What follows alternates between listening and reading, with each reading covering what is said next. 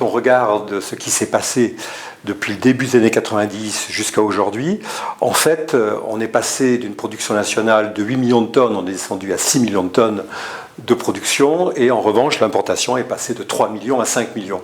Et cette tendance est continue, donc on pense que les courbes vont se croiser assez rapidement. Et finalement, qu'est-ce qui explique cela? Puisque on a vu des pays comme l'Allemagne, qui sont pourtant des grands pays comparables aux nôtres, nous prendre des parts de marché, gagner en compétitivité, alors que la France n'a cessé de lever le pied sur les marchés mondiaux. Et pour être compétitif, il faut qu'un pays le veuille.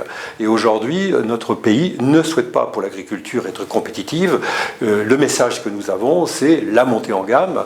Et ce que nous constatons, c'est que derrière ce message de montée en gamme, eh bien, c'est l'exportation, l'importation qui chaque jour progresse, inévitablement. Puisque notre pays, dans le cadre d'un marché unique, choisit d'incrémenter les règles pour rendre la production chaque jour un peu plus compliquée, évidemment avec des arguments qualitatifs, environnementaux qui peuvent s'entendre, mais qui, dans le cadre d'un marché totalement libre à l'intérieur de l'Europe, donnent un avantage comparatif à nos concurrents et font qu'ils gagnent très naturellement des parts de marché.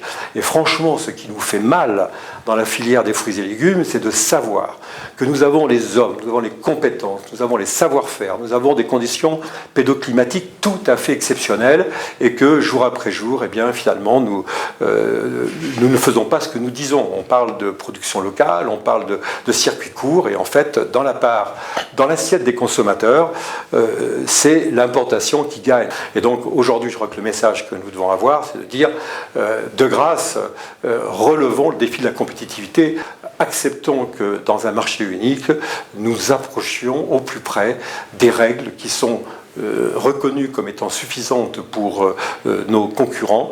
Eh bien, acceptons qu'on soit en capacité de les faire évoluer à l'échelle de l'Europe, mais non pas à l'échelle de la seule France. Puisque quand on veut absolument avoir des règles supérieures dans notre propre pays, eh bien, finalement, on doit bien accepter ou constater que c'est l'importation qui l'emporte.